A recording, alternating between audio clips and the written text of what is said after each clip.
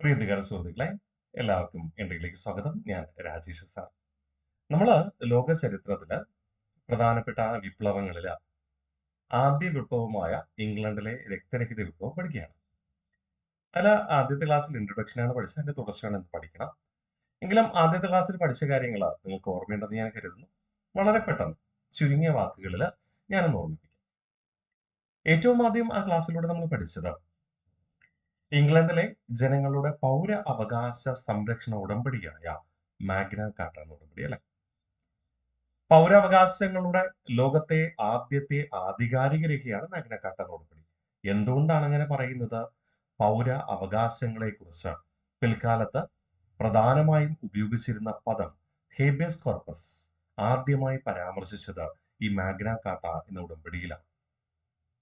പിന്നെ നമ്മൾ ഇംഗ്ലണ്ടിലെ രാജവാഴ്ചയുടെ ചരിത്രത്തെക്കുറിച്ച് പറഞ്ഞു.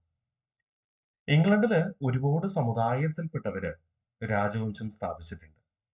പ്രാദേശികമായി ഒട്ടനവധി രാജ്യങ്ങൾ ചേർന്നതായിരുന്നു ഇംഗ്ലണ്ട്.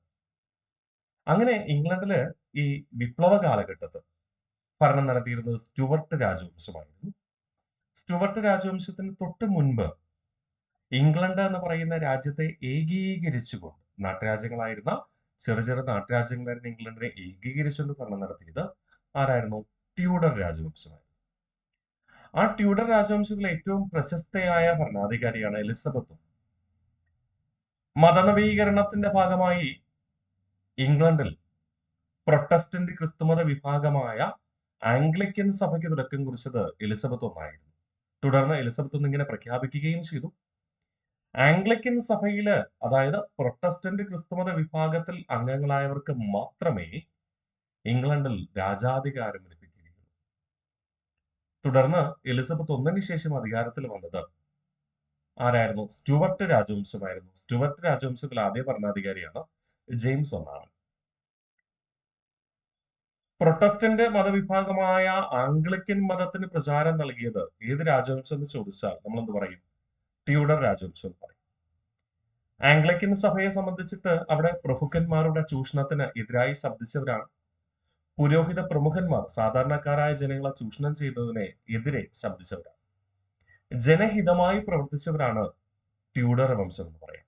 പക്ഷേ എലിസബത്ത് ഒന്നിന് ശേഷം അധികാരത്തിൽ വന്ന ജെയിംസ് ഒന്നാമൻ തൊട്ടുള്ള ഭരണാധികാരികൾ, അതായത് സ്റ്റുവർട്ട് രാജവംശത്തിലെ ഭരണാധികാരികൾ ഏകാധിപതികളായിരുന്നു. അവരുടെ കാഴ്ചപ്പാട് വ്യത്യസ്തമായിരുന്നു. ജനമം നന്മ ആഗ്രഹിക്കുന്നവരല്ല, ജനഹിതം ആഗ്രഹിക്കുന്നവരല്ല. രാജാധികാരം ദൈവദത്തമാണെന്നും അതോടൊപ്പം രാജാധികാരം ദൈവം തന്നതാണെന്ന് വിശ്വസിച്ചിരുന്നു. അതുകൊണ്ട് തങ്ങൾ എന്ത് ചെയ്തു കഴിഞ്ഞാലും ദൈവം അത് അംഗീകരിക്കും. അതുകൊണ്ട് തന്നെ വ്യക്തി താല്പര്യങ്ങൾക്ക് വേണ്ടി പ്രവർത്തിക്കുന്നവരായിരുന്നു ആര്? പൊതുവായിട്ട് ആര്? സ്റ്റുവർട്ട് രാജാക്കന്മാർ. ജെയിംസ് ഒന്നാമന് ശേഷം അധികാരത്തിൽ വരുന്നത് ആരായിരുന്നു? അദ്ദേഹത്തിന്റെ മകനായ ചാൾസ് ഒന്നാമനാണ്. ചാൾസ് ഒന്നാമനും ഏകാധിപത്യ ഭരണം തുടർന്നപ്പോ ജനങ്ങളുടെ പ്രതിനിധികൾ ഭരണം നടത്തുന്ന പാർലമെന്റ് ഒരു തീരുമാനമെടുത്തു, രാജാവിന്റെ അധികാരത്തിന് നിയന്ത്രണം ഏർപ്പെടുത്തണം. അങ്ങനെ രാജാവിന്റെ അധികാരത്തിന് നിയന്ത്രണം ഏർപ്പെടുത്താൻ വേണ്ടി ബ്രിട്ടീഷ് പാർലമെന്റ് ഒരു നിയമം പാസാക്കി 1628. ഏതായിരുന്നു ആ നിയമം? Petition of rights. രാജാവിന്റെ അധികാരത്തിന് നിയന്ത്രണങ്ങൾ കൊണ്ടുവന്നു. ഉദാഹരണമായി പറഞ്ഞാൽ, രാജാവിന് സ്വന്തമായി നികുതി പിരിക്കാൻ അനുവാദം നൽകില്ല, രാജാവിന് സ്വതന്ത്രമായി തീരുമാനങ്ങൾ എടുക്കാൻ അധികാരം നൽകുന്നില്ല, പാർലമെന്റിന്റെ കൂടെ അനുമതിയോടെ മാത്രമേ തീരുമാനമെടുക്കാൻ പാടുള്ളൂ. ഈ നിയമം രാജാവ് ഒപ്പിട്ടാലേ അംഗീകരിക്കത്തുള്ളൂ, പ്രാബല്യത്തിൽ വരത്തുള്ളൂ. രാജാവ് ആദ്യം ഒപ്പിടാൻ വിസമ്മതിച്ചെങ്കിലും, ചാൾസ് ഒന്നാമൻ ഒപ്പിടാൻ വിസമ്മതിച്ചെങ്കിലും ആംഗ്ലിക്കൻ സഭയുടെ അല്ലെങ്കിൽ പ്രൊട്ടസ്റ്റന്റ് മതവിശ്വാസികളുടെ നിരന്തര ആവശ്യപ്രകാരം അദ്ദേഹം ഒപ്പുവെച്ചു. പക്ഷേ ഈ നിയമം അംഗീകരിക്കുവാൻ അദ്ദേഹം തയ്യാറായില്ല. പകരം എന്ത് ചെയ്തു? നിയമം അംഗീകരിക്കാൻ തയ്യാറാകാതെ 1629 അതുവരെ ഭരണം നിർവഹിച്ചിരുന്ന, നിയമനിർമ്മാണം നടത്തിയിരുന്ന പാർലമെന്റ് പിരിച്ചുവിട്ടു. നിയമമനുസരിച്ച് രാജാവിന് സ്വന്തമായിട്ട് തീരുമാനം എടുക്കാൻ പറ്റുമോ? ഇല്ല. നികുതി പിരിക്കാൻ പറ്റുമോ? പറ്റില്ല. ആ നികുതി പിരിക്കാൻ അധികാരമുള്ള, തീരുമാനമെടുക്കാൻ അധികാരമുള്ള പാർലമെന്റിനെ പിരിച്ചുവിടുകയും ചെയ്തു. ആ സമയത്ത് ഇംഗ്ലണ്ടില് സാമ്പത്തിക അരാജകത്വം ഉണ്ടാകുന്നു, കൊടിയ ദാരിദ്ര്യം ഉണ്ടാകുന്നു. അങ്ങനെ ജനങ്ങളുടെ നിരന്തര ആവശ്യപ്രകാരം കാര്യനിർവഹണ അധികാരമുള്ള പാർലമെന്റിനെ തിരികെ വിളിച്ചു ചേർക്കുന്നു 1640. ഇതാണ് എന്റെ പേരിൽ അറിയപ്പെടുക ലോങ് പാർലമെന്റ് എന്ന പേരിൽ അറിയപ്പെടുക. അങ്ങനെ ലോങ് പാർലമെന്റ് 1640 വിളിച്ചു ചേർക്കുന്നു. തുടർന്ന് പാർലമെന്റ് കാര്യങ്ങൾ നടത്തുന്നു. അതേ സമയം തന്നെ രാജാവുമായിട്ടും പ്രതിഷേധമുണ്ട്. രാജാവിനെ പിന്തുണയ്ക്കുന്ന പ്രഭുക്കന്മാരുടെ കുടുംബാംഗങ്ങളും പ്രഭുക്കന്മാരും ഒക്കെ രാജാവിന്റെ ആശയങ്ങൾ പ്രചരിപ്പിക്കാനായിട്ട് തീരുമാനിച്ചു. സാധാരണ ജനങ്ങളെ അടിച്ചമർത്തുന്ന ഒരു രീതി അവലംബിച്ചു, അല്ലെങ്കിൽ പാർലമെന്റ് അംഗങ്ങളെ അടിച്ചമർത്തുന്ന രീതി അവലംബിച്ചു. അവരും എന്ത് ചെയ്തു? പ്രതികരിച്ചു. അങ്ങനെ ഇംഗ്ലണ്ടില് ആഭ്യന്തര യുദ്ധം വീണ്ടും നീണ്ടുപോവുകയാണ്. ആഭ്യന്തര യുദ്ധ കാലഘട്ടത്തിൽ പ്രഭുക്കന്മാരും രാജകുടുംബാംഗങ്ങളും സാധാരണക്കാരായ ജനങ്ങളെ കൂട്ടക്കൊല നടത്തി. ഇതിൽ പ്രതിഷേധിച്ചുകൊണ്ട് അധികാരം കൈയാളുന്ന പാർലമെന്റ് എന്ത് ചെയ്തു? രാജാവായ ചാൾസ് ഒന്നാമനെ 1649 കൃത്യമായി പറഞ്ഞാൽ ജനുവരി 30-ാം തീയതി തൂക്കിക്കൊല്ലുകയാണ്. അതിന് നേതൃത്വം നൽകിയത് ചാൾസ് ഒന്നാമന്റെ മുൻ സൈന്യാധിപനായ ഒലിവർ ക്രോംവെൽ. തുടർന്ന് പാർലമെന്റ് രാജാവല്ലെങ്കിൽ കൂടി, രാജകുടുംബാംഗം അല്ലെങ്കിൽ കൂടി, അതായത് ചാൾസ് ഒന്നാമന്റെ പിൻതലമുറയിൽപ്പെട്ട മകൻ അല്ലെങ്കിൽ മകൾ അല്ല എങ്കിൽ കൂടി ഒലിവർ ക്രോംവെല്ലിനെ തങ്ങളോടൊപ്പം നിന്ന വ്യക്തിയല്ലേ എന്ന അർത്ഥത്തിൽ അധികാരം നൽകുകയാണ്. രാജാവില്ല, പകരം അധികാരം കൈയാളുകയാണ് ഒലിവർ ക്രോംവെൽ ചെയ്യുക. ആദ്യം പാർലമെന്റ് പറഞ്ഞതൊക്കെ അദ്ദേഹം കേട്ടെങ്കിലും പിന്നീട് പതിയെ അദ്ദേഹത്തിന്റെ ഏകാധിപത്യ പ്രവണത ഭരണത്തിൽ കണ്ടു. അതോടുകൂടി പാർലമെന്റ് എതിർപക്ഷത്തേക്ക് തിരിഞ്ഞു.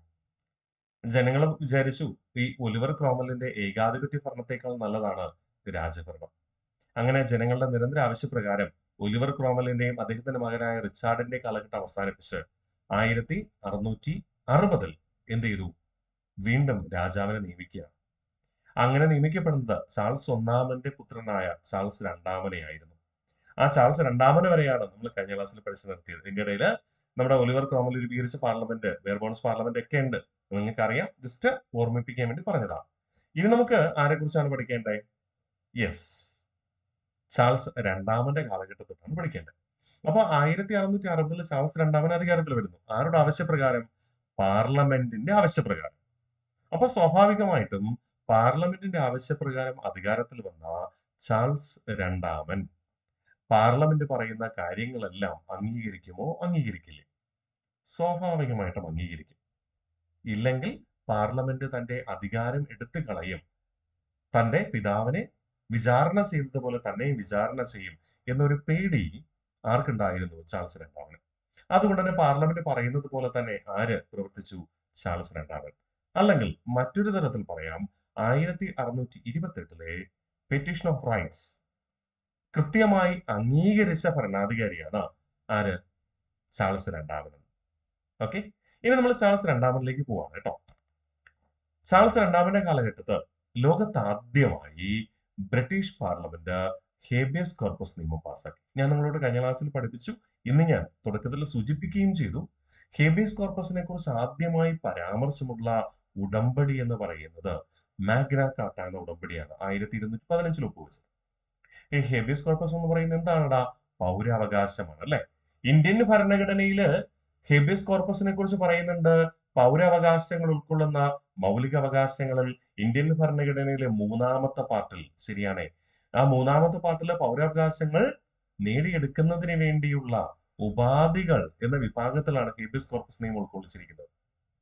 ഒരു പൗരൻ അദ്ദേഹത്തിന്റെ അവകാശങ്ങൾ നേടിയെടുക്കുവാൻ എന്തെങ്കിലും കാര്യങ്ങൾ ചെയ്താലോ പ്രവർത്തിച്ചാലോ ആശയപരമായി പ്രവർത്തിച്ചാലോ അത് തടയുന്ന തരത്തിൽ ഏതെങ്കിലും ഭരണവിഭാഗം പ്രവർത്തിച്ചാൽ അതിനെതിരെ പൗരന് സംരക്ഷണം കൊടുക്കുന്നതാണ് എന്ത്? ഹേബിയസ് കോർപ്പസ് നിയമം. ശരിയല്ലേ?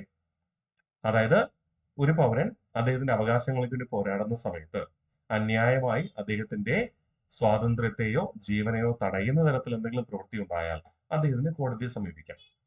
അല്ലെങ്കിൽ അദ്ദേഹവുമായി ബന്ധപ്പെട്ട് പ്രവർത്തിക്കുന്നവർക്ക് ഇദ്ദേഹത്തെ സംരക്ഷിക്കണം, ഇദ്ദേഹത്തിന്റെ ജീവനെ സംരക്ഷിക്കണം എന്ന് പറഞ്ഞുകൊണ്ട് കോടതിയെ സമീപിക്കാം. അന്യായമായി തടവിൽ പാർപ്പിക്കുന്നത്, അന്യായമായി ശിക്ഷിക്കുന്നത് തടയാൻ കഴിയും. എന്തുമായി ബന്ധപ്പെട്ടാണ്? പൗരാവകാശങ്ങൾ നേടിയെടുക്കുന്നതുമായി ബന്ധപ്പെട്ട് പ്രവർത്തിക്കുമ്പോൾ അന്യായമായുള്ള തടവിനെ എതിർക്കുന്ന നിയമമാണെന്ത്? Habeas corpus. ശരിയല്ലേ? ഈ ഹേബിയസ് കോർപ്പസ് നിയമം ഇന്ത്യ കടം കൊണ്ടിരിക്കുന്നത് ബ്രിട്ടനിൽ നിന്നാണെന്ന് നമുക്കറിയാം. ബ്രിട്ടനിൽ എപ്പോഴാണ് ഈ ഹേബിയസ് കോർപ്പസ് നിയമം പാസ്സാക്കുക? 1679.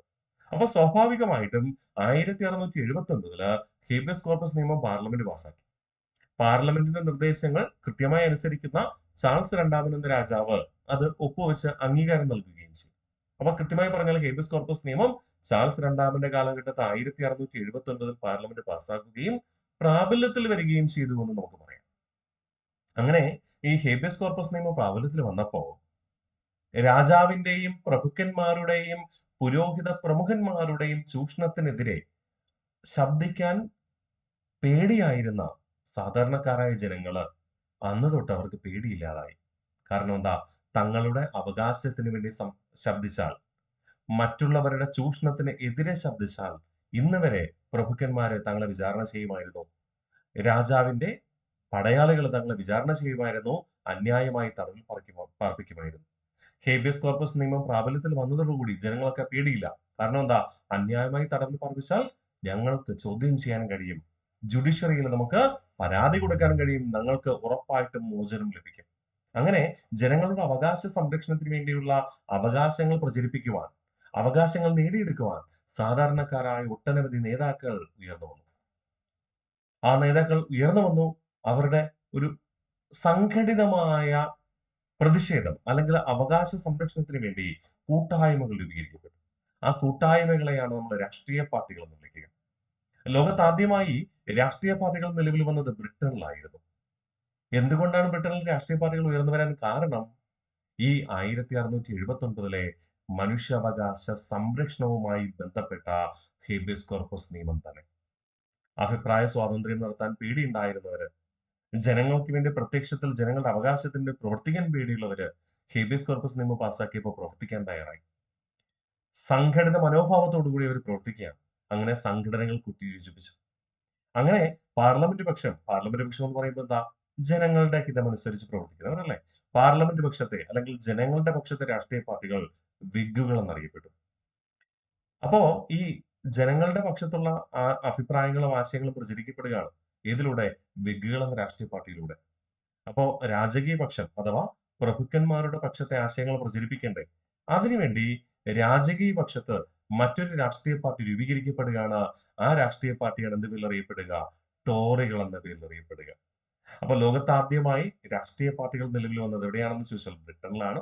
അതിന് കാരണമായത് 1679 ബ്രിട്ടീഷ് പാർലമെന്റ് പാസാക്കിയ ഹേബിയസ് കോർപ്പസ് നിയമം. ഈ ഹേബിയസ് കോർപ്പസ് നിയമത്തിന് അംഗീകാരം നൽകിയത് ആരാണ്? ചാൾസ് രണ്ടാമനാണ്. അത് പ്രകാരം ബ്രിട്ടനില് രണ്ട് രാഷ്ട്രീയ പാർട്ടികൾ, രണ്ട് വിഭാഗങ്ങൾക്ക് വേണ്ടി രണ്ട് രാഷ്ട്രീയ പാർട്ടികൾ രൂപീകരിക്കപ്പെട്ടു. ഒന്ന് രാജകീയ പക്ഷത്തെ രാഷ്ട്രീയ പാർട്ടികളായ ടോറികളും, രണ്ട് പാർലമെന്റ് പക്ഷത്തെ രാഷ്ട്രീയ പാർട്ടികളായ വിഗുകളും. ഇനി നിങ്ങള് ഇന്ത്യൻ സ്വാതന്ത്ര്യ സമരമൊക്കെ പഠിക്കുമ്പോൾ ബ്രിട്ടനിലെ രാഷ്ട്രീയ പാർട്ടിയായിട്ട് ടോറികളെയും വിഗുകളെയും കേൾക്കാറുണ്ടോ? കേൾക്കാറില്ല. ഈ ടോറികളും വിഗികളും ഈ ബ്രിട്ടനിലെ വിപ്ലവ കാലഘട്ടത്തിൽ അല്ലെങ്കിൽ ആഭ്യന്തര കലാപം നടന്ന കാലഘട്ടത്തിൽ അറിയപ്പെട്ട പേരുകളാണ്. 1721 ആധുനിക ജനാധിപത്യ സമ്പ്രദായം ബ്രിട്ടനിൽ ആരംഭിക്കുകയാണ്. ആധുനിക പാർലമെന്ററി സമ്പ്രദായം ആരംഭിക്കുകയാണ്. അന്ന് തൊട്ടാണ് ബ്രിട്ടൻ ഒരു പാർലമെന്ററി ജനാധിപത്യ രാജ്യമായിട്ട് മാറുക. അതുകൊണ്ടാണ് നമ്മൾ ബ്രിട്ടൻ എന്തെന്ന് വിളിക്കുക? പാർലമെന്ററി ജനാധിപത്യത്തിന്റെ കളിത്തൊട്ടിൽ എന്ന് വിളിക്കുന്നത്. ഓക്കെ. അപ്പൊ യഥാർത്ഥ ആധുനിക പാർലമെന്ററി സമ്പ്രദായം ആരംഭിക്കുന്ന 1721 ആ സമയം മുതൽ ഈ രാഷ്ട്രീയ പാർട്ടികൾ ചെറുതായിട്ട് പീരങ്ങി മാറ്റി. ഈ ടോറികൾ പിൽക്കാലത്ത് അറിയപ്പെട്ടത് എന്തെന്നായിരുന്നു അറിയപ്പെട്ടത്? ലിബറൽ പാർട്ടി എന്നായിരുന്നു. Liberal party. പാർലമെന്റ് പക്ഷത്തെ വിഗുകൾ പിൽക്കാലത്ത് അറിയപ്പെട്ടത് ലേബർ പാർട്ടി എന്നും. ഞാൻ പറഞ്ഞു, പാർലമെന്റ് പക്ഷം എന്ന് പറയുന്നത് ജനപക്ഷമാണ്. ജനങ്ങൾ എന്ന് പറയുമ്പോൾ സാധാരണക്കാരെ ജോലി ചെയ്യുന്നവർ. അതുകൊണ്ട് അവരുടെ പേരെന്തായിരുന്നു? Labour party. അപ്പൊ ലേബർ പാർട്ടി എന്ന് പറയുമ്പോൾ സാധാരണക്കാരുടെ ജനങ്ങളുടെ അവകാശങ്ങൾക്ക് വേണ്ടി പ്രവർത്തിക്കുന്നവരാണ്. അതുകൊണ്ട് സാധാരണക്കാരായ ജനങ്ങളുടെ ബുദ്ധിമുട്ടുകളും കുറവുകളും ഒക്കെ അവർക്ക് അറിയാൻ പറ്റും. എപ്പോഴൊക്കെയാണോ ഇംഗ്ലണ്ടിൽ ലേബർ പാർട്ടി അധികാരത്തിൽ വരുന്നത്, അപ്പോഴൊക്കെ ഇന്ത്യയിലെ ജനങ്ങളെ അവര് ഉദാര മനസ്കതയോട് കണ്ടിരുന്നു. എപ്പോഴൊക്കെയാണോ ബ്രിട്ടനില് ലിബറൽ പാർട്ടി അധികാരത്തിൽ വരുന്നത്, അപ്പോഴൊക്കെ അവര് ഇന്ത്യൻ ജനതയെ അടിമകളായി കണക്കാക്കിയിരുന്നു. ഉദാഹരണമായി പറഞ്ഞാല് ബ്രിട്ടീഷ് പാർലമെന്റിൽ അംഗമായ ആദ്യ ഇന്ത്യക്കാരനെ നിങ്ങൾക്കറിയാം, ദാദാഭായി നവറോജി. അദ്ദേഹത്തെ ബ്രിട്ടീഷ് പാർലമെന്റിൽ അംഗമായി മാറ്റാൻ കാരണം ലേബർ പാർട്ടിയുടെ പ്രധാനമന്ത്രിയായ ഗ്ലാഡ്സ്റ്റൺ ആയിരുന്നു. അതുകൊണ്ടാണ് നമ്മൾ ദാദാഭായി നവറോജിയെ ഗ്ലാഡ്സ്റ്റൺ ഏജന്റ് എന്ന് വിളിക്കുക. നിങ്ങൾ ബ്രിട്ടീഷ് വൈസ്രോയിമാരൊക്കെ പഠിച്ചിട്ടുണ്ടെങ്കിൽ നിങ്ങൾക്ക് അവിടെ അറിയാനായിട്ട് കഴിയും, ഇന്ത്യക്കാരെ ദ്രോഹിച്ച കുറെ വൈസ്രോയിമാരുണ്ട്. അതിൽ ഒരാളായിരുന്നു ലിട്ടൺ ബ്രൂ. പ്രാദേശിക പത്രഭാഷാ നിയമം പാസാക്കുകയും സിവിൽ സർവീസ് പരീക്ഷ എഴുതുവാൻ ഇന്ത്യക്കാരെ പൂർണ്ണമായും ഒഴിവാക്കുക എന്ന ലക്ഷ്യത്തോടു കൂടി സിവിൽ സർവീസ് പരീക്ഷ എഴുതുവാനുള്ള പ്രായപരിധി 21 മുതൽ 19 കുറയ്ക്കുകയും ചെയ്ത വ്യക്തിയാണ് ലിട്ടൺ ബ്രൂക്ക്. ആ സമയത്ത് ഇംഗ്ലണ്ടിൽ ഭരിച്ചിരുന്നത് ലിബറൽ പാർട്ടിയായിരുന്നു. തുടർന്ന് അധികാരത്തിൽ വന്ന ലേബർ പാർട്ടിയുടെ പ്രധാനമന്ത്രിയെ നിയമിക്കപ്പെടുന്നത് ഗ്ലാഡ്സ്റ്റൺ ആയിരുന്നു. ആ ഗ്ലാഡ്സ്റ്റൺ ഇന്ത്യക്കാർക്ക് നല്ല കാര്യങ്ങൾ ചെയ്യുന്നതിന് വേണ്ടി ആരെ അയക്കുന്നു? റിപ്പൺ പ്രഭുവിനെ അയക്കുകയാണ്. അതുകൊണ്ട് റിപ്പൺ പ്രഭുവിനെയും നമ്മൾ എന്താ വിളിക്കുക? ഗ്ലാഡ്സ്റ്റൺ ഏജന്റ് എന്നാ വിളിക്കുക. ശരിയല്ലേ? അപ്പൊ ഗ്ലാഡ്സ്റ്റൺ ഏജന്റ് എന്നറിയപ്പെടുന്നത് ഒന്ന് റിപ്പൺ പ്രഭു, രണ്ട് ദാദാഭായ് നൗറോജി. ദാദാഭായ് നൗറോജി ബ്രിട്ടീഷ് പാർലമെന്റിൽ അംഗമാകാൻ കാരണക്കാരൻ ഗ്ലാഡ്സ്റ്റൺ എന്ന ബ്രിട്ടീഷ് ലേബർ പാർട്ടിയുടെ പ്രധാനമന്ത്രിയാണ്. റിപ്പൺ പ്രഭുവിനെ ഇന്ത്യയിലേക്ക് അയച്ചതും ആര് തന്നെ? ബ്രിട്ടീഷ് പ്രധാനമന്ത്രിയായ ലേബർ പാർട്ടിയുടെ വ്യക്താവായ ഗ്ലാഡ്സ്റ്റൺ തന്നെയാണ്. ഇനി മറ്റൊരു ഉദാഹരണം പറഞ്ഞു കഴിഞ്ഞാൽ ചിലപ്പോൾ ഗ്ലാഡ്സ്റ്റൺ എന്ന പ്രധാനമന്ത്രി നിങ്ങൾക്ക് ചിലപ്പോൾ അധികം അറിയില്ലായിരിക്കാം. നിങ്ങൾക്ക് അറിയാവുന്ന ലേബർ പാർട്ടിയിലെ മറ്റൊരു ബ്രിട്ടീഷ് പ്രധാനമന്ത്രിയുണ്ട്, ക്ലെമന്റ് ആറ്റ്ലി. ക്ലെമന്റ് ആറ്റ്ലി എന്ന ലേബർ പാർട്ടിയുടെ പ്രധാനമന്ത്രിയാണ് ഇന്ത്യക്ക് സ്വാതന്ത്ര്യം നൽകാമെന്ന് 1947 ഫെബ്രുവരി 20 പ്രഖ്യാപിക്കുക. അല്ലെ? ഇന്ത്യൻ ഭരണഘടനാ നിർമ്മാണ സമിതിക്ക് രൂപം കൊടുക്കുവാനും താൽക്കാലിക ഗവൺമെന്റ് രൂപീകരിക്കുവാനും ഇന്ത്യക്കാരെ സഹായിക്കുന്നതിന് വേണ്ടിയിട്ട് 1946 ക്യാബിനറ്റ് മിഷൻ ഇന്ത്യയിലേക്ക് അയക്കുന്നതും ആര് തന്നെയാണ്? ക്ലെമന്റ് ആറ്റ്ലി എന്ന ലേബർ പാർട്ടിയുടെ പ്രധാനമന്ത്രി തന്നെയാണ്. ഇനി ലിബറൽ പാർട്ടിയുടെ ഒരു പ്രധാനമന്ത്രിയെ സൂചിപ്പിക്കാം. ഞാൻ പറഞ്ഞു ലിബറൽ പാർട്ടി അധികാരത്തിൽ വരുമ്പോൾ പ്രഭുക്കന്മാരുടെ കുടുംബാംഗങ്ങളും രാജകുടുംബാംഗങ്ങളും ഉൾപ്പെടുന്നവരാണ് ലിബറൽ പാർട്ടിയിലെ വ്യക്താക്കൾ. അവർ മറ്റുള്ളവരെ അടിമകളായിട്ടാണ് കണക്കാക്കുക. അതിലൊരു പ്രധാനിയാണ് നമുക്ക് ഏറെ പരിചയമുള്ള വിൻസൺ ചർച്ചിൽ. വിൻസൺ ചർച്ചിൽ പലപ്പോഴും ഇന്ത്യക്കാരെ അടിമകളായിട്ടാണ് കണക്കാക്കുക. ഇന്ത്യയുടെ രാഷ്ട്രപിതാവായ ഗാന്ധിജിയെ അദ്ദേഹം അർദ്ധനഗ്നനായ ഫക്കീർ എന്ന് പരിഹസിച്ചിരുന്നു. ഇന്ത്യക്കാര് സ്വാതന്ത്ര്യവുമായി വാദമുന്നയിക്കുമ്പോൾ നിഷ്കരണം അത്തരം ആവശ്യങ്ങൾ തള്ളിക്കളയുകയായിരുന്നു വിൻസൺ ചർച്ചിൽ ചെയ്തിരുന്നത്. വിൻസൺ ചർച്ചിൽ ഉൾപ്പെടെ ലിബറൽ പാർട്ടിയുടെ പ്രധാനമന്ത്രിമാർ ചെയ്തിരുന്നത്. ഓക്കെ, അപ്പൊ മറക്കരുത്, രാജകീയ പക്ഷം രൂപീകരിച്ച രാഷ്ട്രീയ പാർട്ടികളാണ് ടോറികൾ. അവർ പിൽക്കാലത്ത് ലിബറൽ പാർട്ടി എന്നറിയപ്പെട്ടു.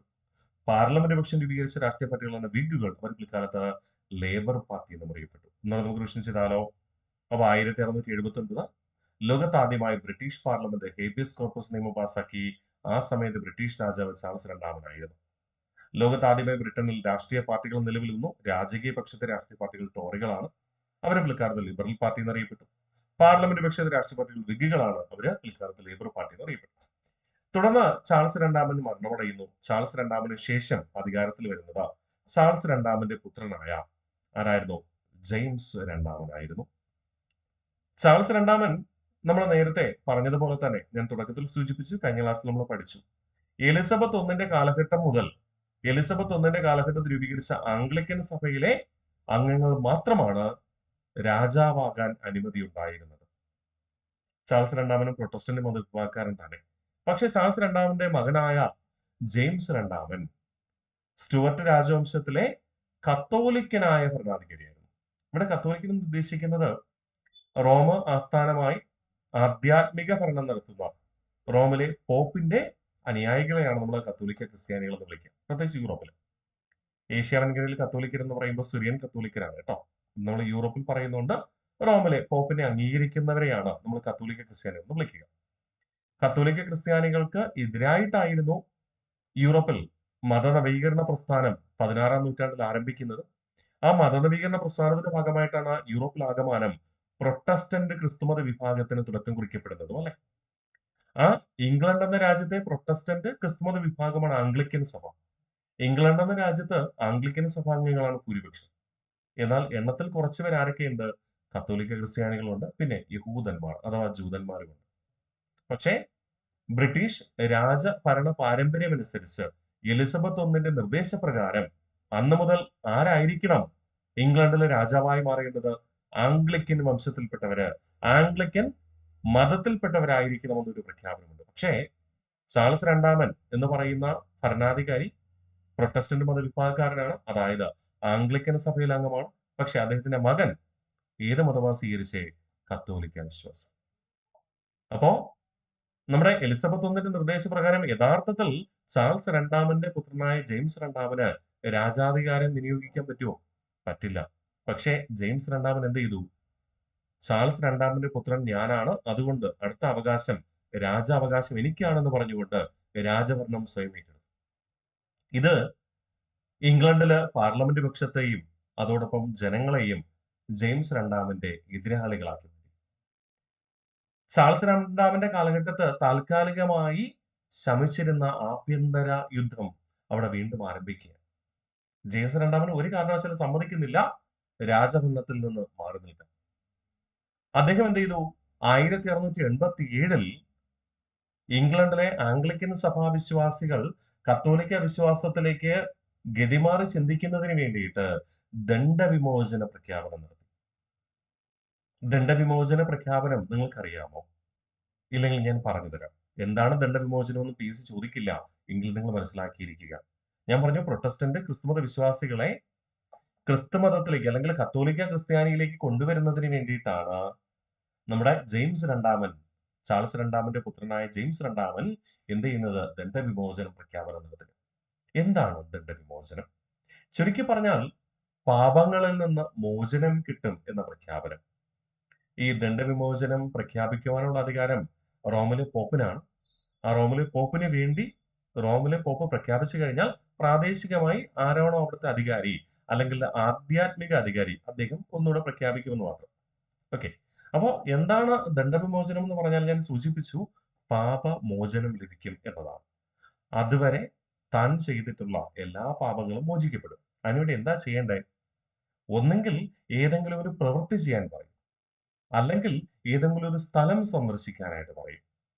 അത് ചിലപ്പോ പ്രഖ്യാപിക്കുന്നത് താൽക്കാലികമായിട്ട് ഇന്ന ദിവസത്തിനുള്ളിൽ ഇന്ന സ്ഥലം സന്ദർശിച്ച് നിങ്ങൾ പ്രാർത്ഥിച്ചാൽ നിങ്ങൾക്ക് പൂർണ്ണ ദണ്ഡവിമോചനം കിട്ടും എന്ന് പറഞ്ഞാൽ നിങ്ങൾ ഇന്നുവരെ ചെയ്ത എല്ലാ പാപങ്ങൾക്കും മാപ്പ് ലഭിക്കും.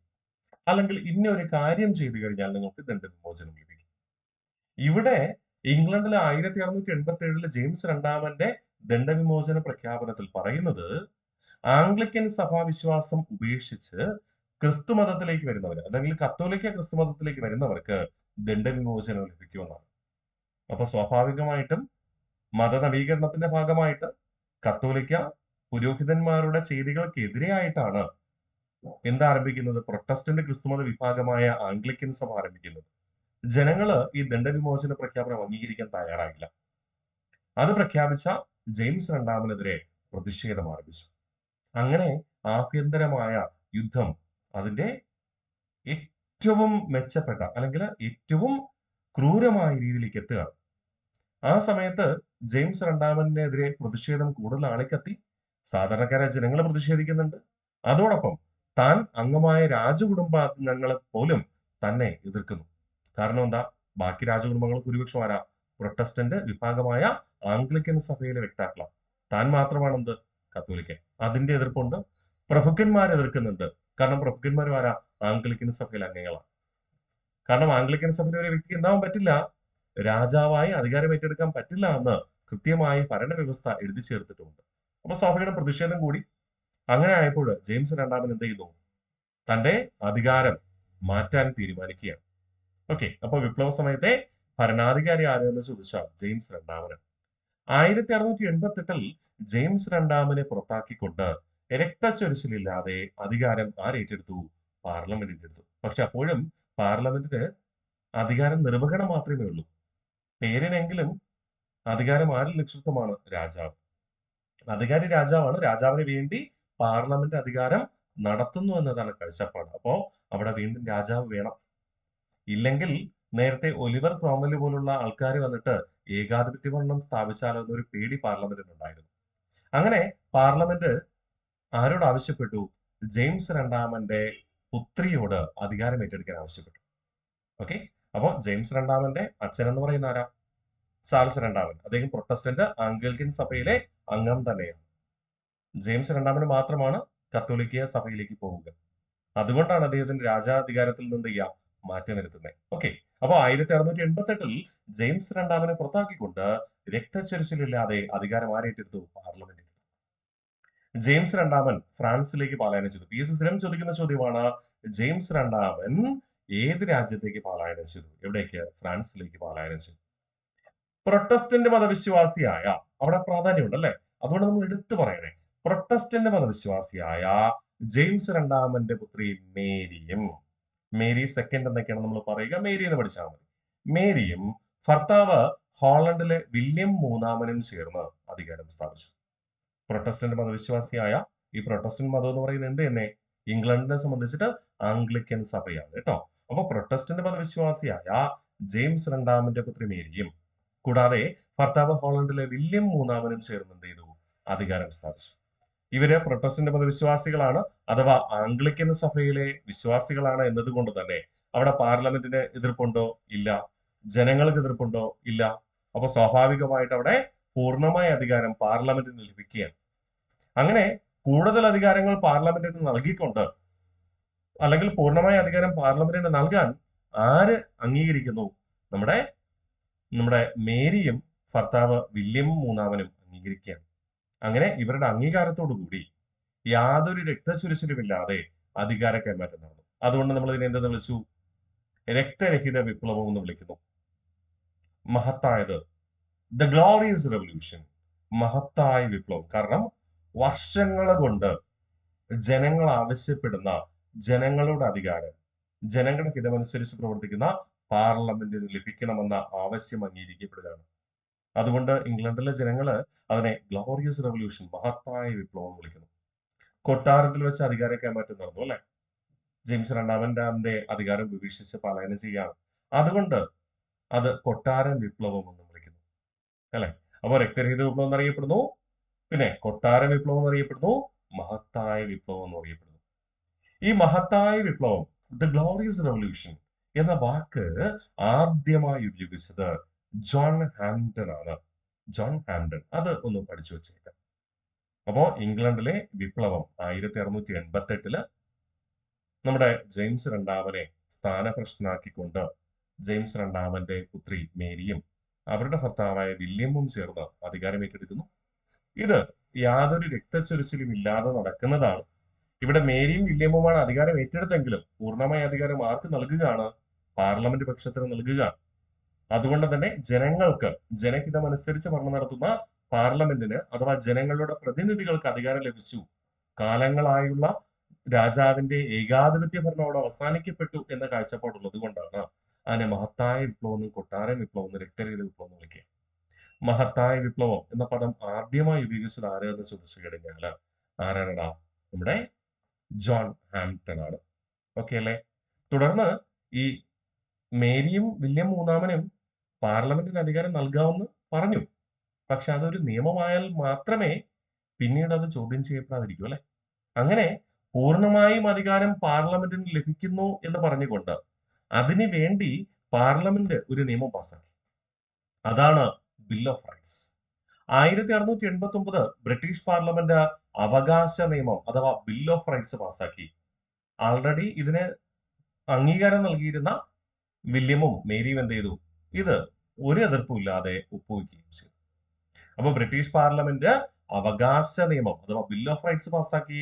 അതിൽ ഒപ്പ് രേഖപ്പെടുത്തിയത് ആരൊക്കെയെന്ന് ചോദിച്ചാല് വില്യം മൂന്നാമനും മേരിയും. മേരി സെക്കൻഡ് എന്ന് പറയാറുണ്ട്, അത് വേണമെന്നില്ല, മേരി എന്ന് തന്നെ പഠിച്ചാൽ മതി. ഓക്കെ. ഈ നിയമത്തോടു കൂടി ഇംഗ്ലണ്ടിലെ രാജവാഴ്ചയ്ക്ക് മേൽ, അതായത് രാജാവിനേക്കാൾ കൂടുതൽ അധികാരം ആർക്ക് കിട്ടി? പാർലമെന്റിന് കിട്ടി. അതായത് രാജാവിന്റെ ഏകാധിപത്യ ഭരണം അവിടെ അവസാനിക്കുകയാണ്. പാർലമെന്റിന് ഭരണം കിട്ടി എന്ന് പറയുമ്പോൾ പാർലമെന്റ് അംഗങ്ങൾ എന്ന് പറയുന്നത് ജനപ്രതിനിധികളല്ലേ? ജനങ്ങൾക്ക് കൂടുതൽ അധികാരം കിട്ടിയെന്നർത്ഥം. പാർലമെന്റിന് കൂടുതൽ നിയന്ത്രണം എന്ന് പറഞ്ഞാൽ ജനങ്ങൾക്ക് കൂടുതൽ അധികാരം കിട്ടിയെന്നർത്ഥം. ശരിയല്ലേ?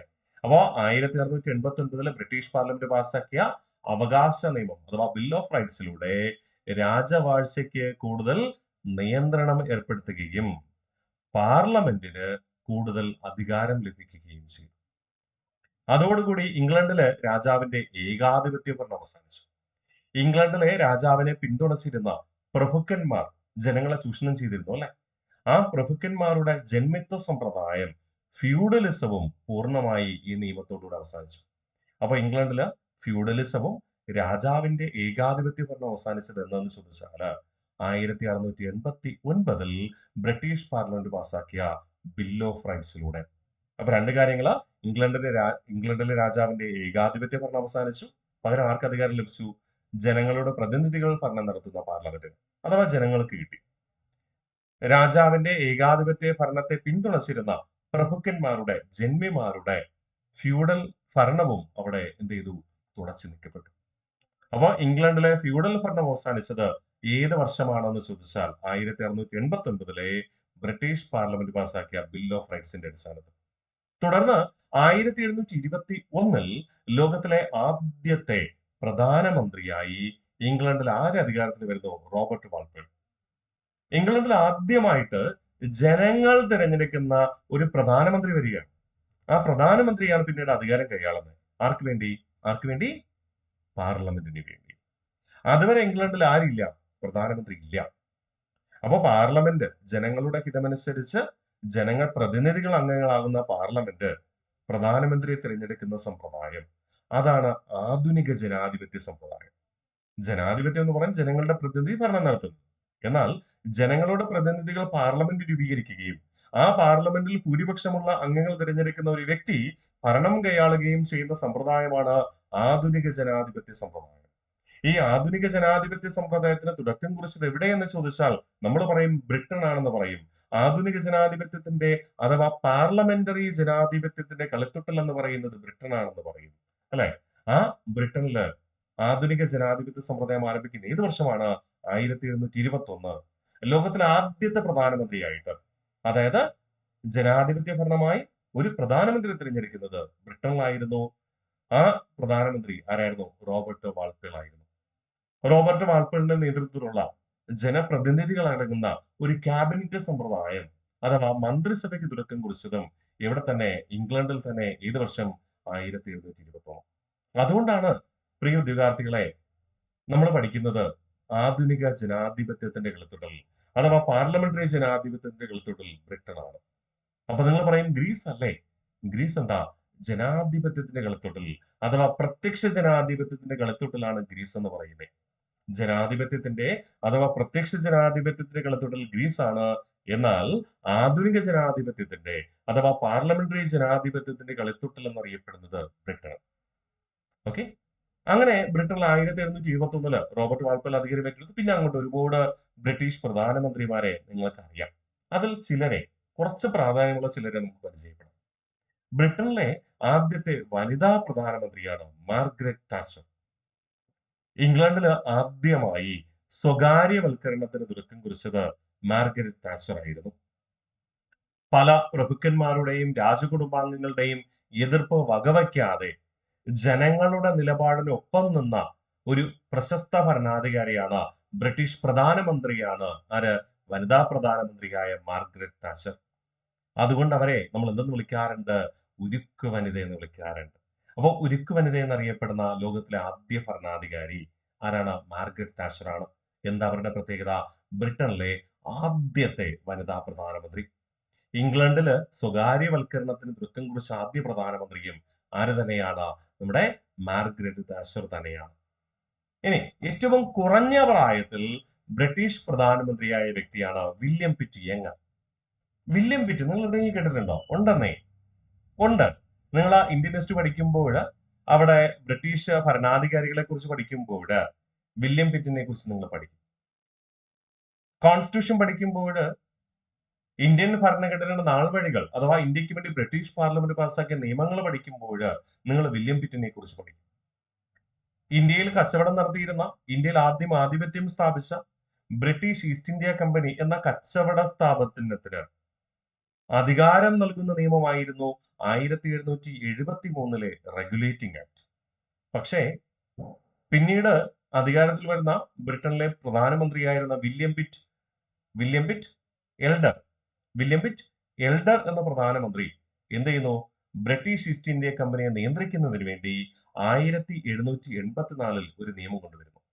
1784 ബ്രിട്ടീഷ് ഈസ്റ്റ് ഇന്ത്യ കമ്പനിയെ നിയന്ത്രിക്കുന്നതിന് വേണ്ടിയിട്ട്, ബ്രിട്ടീഷ് ഈസ്റ്റ് ഇന്ത്യ കമ്പനി നിയന്ത്രിക്കുന്നതിന് വേണ്ടി ഒരു നിയമം കൊണ്ടുവന്നു. അതാണ് എന്ത് പേരിൽ അറിയപ്പെടുക? പിറ്റ്സ് ഇന്ത്യ ആക്ട് എന്ന പേരിൽ അറിയപ്പെടുക. ആ പിറ്റ്സ് ഇന്ത്യ ആക്ട് എഴുതി തയ്യാറാക്കിയത് ആരായിരുന്നു? വില്യം പിറ്റ് എൽഡർ ആയിരുന്നു. William Pitt elder. മനസ്സിലായോ? ആ വില്യം പിറ്റ് എൽഡർ ആണ് ബ്രിട്ടീഷ് ഈസ്റ്റ് ഇന്ത്യ കമ്പനിയെ നിയന്ത്രിക്കുന്നതിന് വേണ്ടി 1784 നിയമം കൊണ്ടുവരിക. ആ നിയമത്തെ നമ്മൾ എന്തെന്ന് വിളിച്ചു? പിറ്റ്സ് ഇന്ത്യ ആക്ട് എന്ന് വിളിച്ചു. ബ്രിട്ടീഷ് ഈസ്റ്റ് ഇന്ത്യ കമ്പനിയെ നിയന്ത്രിക്കേണ്ട നിയമമായതുകൊണ്ട് അത് ഈസ്റ്റ് ഇന്ത്യ കമ്പനി ആക്ട് എന്നും അറിയപ്പെടുന്നുണ്ട്. അദ്ദേഹത്തിന്റെ മകനാണ് ഈ വില്യം പിറ്റ് യങ്ങർ എന്ന് വിളിക്കുന്നത്. വില്യം പിറ്റ് യങ്ങർ എന്നറിയപ്പെടുന്നത്. അപ്പൊ ബ്രിട്ടനില് ഏറ്റവും കുറഞ്ഞ പ്രായത്തിൽ പ്രധാനമന്ത്രിയായ വ്യക്തി ആരാധന ചോദിച്ചാൽ വില്യം പിറ്റ് യങ്ങറാണ്. ഇന്ത്യൻ ചരിത്രം പഠിക്കുമ്പോൾ പിറ്റ്സിന്റെ ആക്ട് പാസ്സാക്കിയത് അപ്പോഴത്തെ ബ്രിട്ടന്റെ പ്രധാനമന്ത്രിയായിരുന്ന വില്യം പിറ്റ് എൽഡർ ആയിരുന്നു. വില്യം പിറ്റ് എൽഡറും പ്രധാനമന്ത്രിയായിരുന്നു, അദ്ദേഹത്തിന്റെ മകനായ വില്യം പിറ്റ് യങ്ങറും. വില്യം പിറ്റ് യങ്ങർ ആ വാക്കിന്റെ പേരിൽ തന്നെയുണ്ട് ബ്രിട്ടനിലെ ഏറ്റവും പ്രായം കുറഞ്ഞ പ്രധാനമന്ത്രി. ഓക്കെയാണ്. അപ്പൊ ഈ സ്ലൈഡ് കൊണ്ട് നമുക്ക് പറയാം, 1721 ലോകത്തെ ആദ്യത്തെ പ്രധാനമന്ത്രിയായി, അല്ലെങ്കിൽ പാർലമെന്ററി സമ്പ്രദായത്തിന് തുടക്കം കുറിച്ചുകൊണ്ട് ലോകത്തിലെ ആദ്യ പ്രധാനമന്ത്രിയായി റോബർട്ട് വാൾപേൽ അധികാരമേറ്റത്. അപ്പൊ പാർലമെന്ററി സമ്പ്രദായത്തിന്റെ കളിത്തൊട്ടിൽ എന്നറിയപ്പെടുന്ന ബ്രിട്ടനാണെന്ന് ഓർമ്മിക്കുക, അഥവാ ആധുനിക ജനാധിപത്യത്തിന്റെ കളിത്തൊട്ടിൽ എന്നറിയപ്പെടുന്ന ബ്രിട്ടനാണെന്ന് ഓർമ്മിക്കുക. ക്യാബിനറ്റ് സമ്പ്രദായം ലോകത്ത് ആദ്യമായി ആരംഭിച്ചത് ബ്രിട്ടനിലാണ്. ആരുടെ നേതൃത്വത്തിൽ? റോബർട്ട് വാൾപേലിന്റെ നേതൃത്വത്തിൽ. അപ്പൊ ഏത് വർഷമായിരിക്കും? 1721. ബ്രിട്ടനിലെ ആദ്യത്തെ വനിതാ പ്രധാനമന്ത്രിയാണ് മാർഗരറ്റ് താച്ചർ. ഇംഗ്ലണ്ടിലെ സ്വകാര്യവൽക്കരണം ആരംഭിച്ച പ്രധാനമന്ത്രിയാണ് ഉരുക്ക് വനിത എന്നറിയപ്പെടുന്നതും ആര് തന്നെ? മാർഗരറ്റ് താച്ചർ തന്നെ. ബ്രിട്ടനിലെ ഏറ്റവും പ്രായം കുറഞ്ഞ ബ്രിട്ടീഷ് പ്രധാനമന്ത്രിയാണ് വില്യം പിറ്റ് യങ്ങർ. അദ്ദേഹത്തിന്റെ പിതാവായ വില്യം പിറ്റ് എൽഡറെ നമുക്ക് പരിചയമാണ്. ഇന്ത്യൻ ചരിത്രം പഠിക്കുമ്പോൾ 1784 ബ്രിട്ടീഷ് ഈസ്റ്റ് ഇന്ത്യ കമ്പനിയെ നിയന്ത്രിക്കുന്നതിന് വേണ്ടി കൊണ്ടുവന്ന പിറ്റ്സ് ഇന്ത്യ ആക്ട് പാസ്സാക്കിയത്, പിറ്റ്സ് ഇന്ത്യ ആക്ട് തയ്യാറാക്കിയത് വില്യം പിറ്റ് എൽഡർ ആയിരുന്നു. ഓക്കെ, ഈ വില്യം പിറ്റ് ആണ് നമ്മുടെ ബംഗാളിന്റെ ആദ്യത്തെ ഗവർണറായ റോബർട്ട് ക്ലൈവിനെ സ്വർഗത്തിൽ ജനിച്ച യോദ്ധാവ് എന്ന് വിശേഷിപ്പിക്കുന്നത്. കേട്ടോ, വില്യം പിറ്റ് എൽഡർ ആണ് റോബർട്ട് ക്ലൈവിനെ എന്തെന്ന് വിളിക്കുക? സ്വർഗത്തിൽ ജനിച്ച യോദ്ധാവ് എന്ന് വിശേഷിപ്പിക്കുന്നത്. വളരെ ഇമ്പോർട്ടന്റ് ആണ്, മാർക്കല്ലേ. ഇവിടെ ബ്രിട്ടനിലെ ഏറ്റവും പ്രായം കുറഞ്ഞ പ്രധാനമന്ത്രി ആരാണ്? വില്യം പിറ്റ് യങ്ങറാണ്. ഓക്കെ, അപ്പോ ബ്രിട്ടീഷ് ഈസ്റ്റ് ഇന്ത്യ കമ്പനിയെ നിയന്ത്രിക്കുന്നതിന് വേണ്ടി പാസ്സാക്കിയ നിയമം ഏതാ? 1784 Pitt's India. British East India കമ്പനിക്ക് കൂടുതൽ അധികാരങ്ങൾ നൽകുന്നതിന് വേണ്ടി പാസ്സാക്കിയ നിയമം ഏതാ? 1773 റെഗുലേറ്റിംഗ് ആക്ട് ആണ്. ആദ്യം റെഗുലേറ്റിംഗ് ആക്ട് പാസ്സാക്കുന്നു, കൂടുതൽ അധികാരം നൽകുന്നു. അത് നിയന്ത്രിക്കാൻ വേണ്ടിയാണ് എന്ത് പാസ്സാക്കുക? Pitt's India act. നിങ്ങൾക്ക് അറിയാം, ഇല്ലെങ്കിൽ നിങ്ങൾ ഇന്ത്യ ചരിത്രം പഠിക്കുമ്പോൾ അത് വ്യക്തമായി മനസ്സിലാക്കുകയും ചെയ്യും എന്നതാണ്. ഓക്കെ, നമുക്ക് അടുത്ത് പഠിക്കാമോ? അടുത്ത്, പാർലമെന്റുകളുടെ മാതാവ് എന്നറിയപ്പെടുന്നത് ബ്രിട്ടീഷ് പാർലമെന്റ് ആണ്. എന്തുകൊണ്ടാണ്?